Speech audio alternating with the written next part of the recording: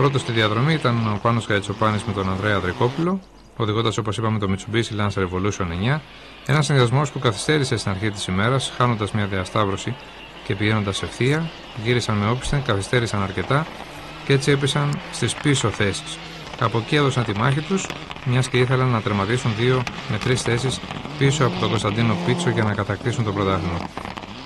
Αυτό έγινε βέβαια προς το τέλος της ημέρας, αλλά ωστόσο μπορείτε στη συνέχεια να παρακολουθήσετε την ένταση που επικράτησε ανάμεσα στα δύο πληρώματα και τη μάχη που έδωσαν τόσο με τον χρόνο όσο και με τις θέσεις.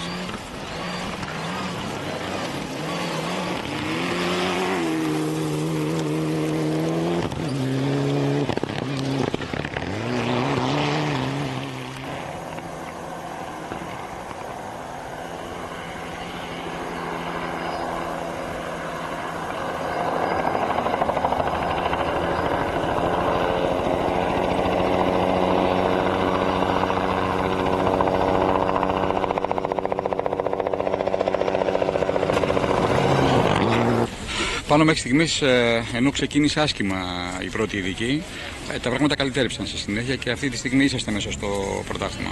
Και θα καλυτέρεψουν ακόμη περισσότερο. Στην πρώτη ειδική απλά χάσαμε λίγο το δρόμο και αργήσαμε. Στη δεύτερη πηγαίναμε πολύ σιγά. Στην τρίτη σιγά σιγά βελτιωνόμαστε. Έχουμε ακόμη. Για την αμαρτία. Έτσι είναι ωραίο. Αν δεν παιδευτείς δεν αξίζει κιόλας. Μας έφυγε η ψυχή στην πρώτη μπουκλα. Είχατε κάποιες άλλες δυσκολίες, κάτι? Εντάξει, είναι διαφορετικό σε ένα αυτοκίνητο και το ψάχνουμε λιγάκι. Εκεί στην τουλίπα στην οποία χαθήκατε, να το πούμε έτσι, μάλλον βγήκατε, ήταν από λάθος σε γράψιμο ή λάθος? Αφαιρέθηκα εγώ γιατί ερχόμασταν με πέμπτη με πολλά χιλιόμετρα, κοιτούσα τους φάρους από το τζιπάκι που ήταν στην αλλαγή πορείας και δεν είδα και πήγα ευθεία. Έκανα όπισθεν, ναι.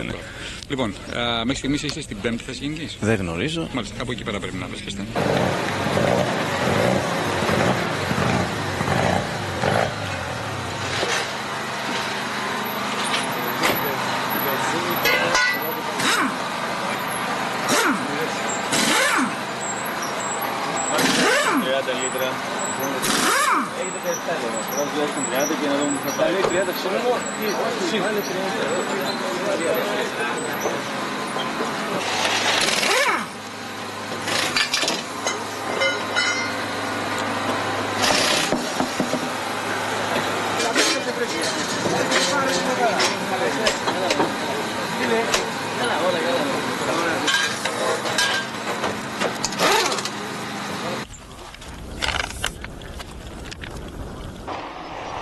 Στο δεύτερο μέρος του αγώνα, που ήταν και το δεύτερο loop των ειδικών διαδρομών, ο Παναγιώτης Καϊτσοπάνης με τον Ανδρέα Ανδρικόπουλο, οδηγώντας το Mitsubishi Lancer Evolution 9 στα χρώματα της Eco Megatron, ανέβασαν ρυθμό και πετυχαίνοντας σταθερούς χρόνους και καλές θέσεις μέσα στην τριάδα, κατάφεραν να αναρριχηθούν στην τρίτη θέση σε συνδυασμό πάντα με την εγκατάλειψη του Κίρκου Junior και έτσι αυτή ήταν μια θέση που τους έδινε τον τίτλο για το 2008. Σε αυτή τη θέση τερμάτισαν και τον αγώνα και ήταν τρίτη στη δική τους κλάση, την E4.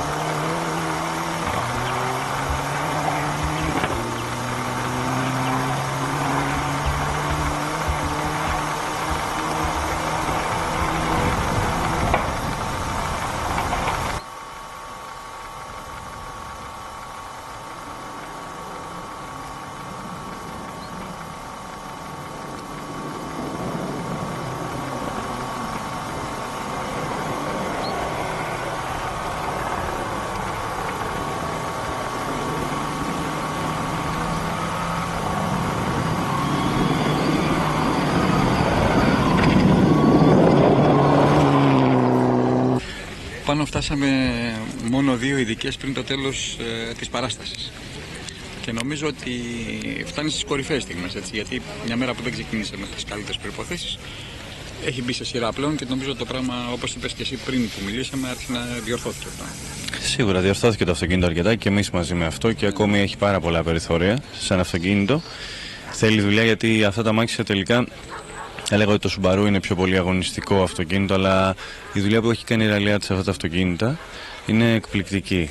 Θέλει άλλο στήσιμο το αυτοκίνητο, σαν άνθρωπος δηλαδή, να μπει μέσα να το οδηγήσει εντελώς διαφορετικά. Αλλά εντάξει, εμείς τώρα πάμε απλά και διασκεδάζουμε.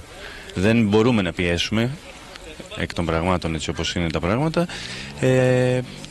Δεν υπάρχει λόγος να πιέσετε, νομίζω. Εντάξει, δεν είναι θέμα λόγου, δεν μπορούμε να κυνηγήσουμε.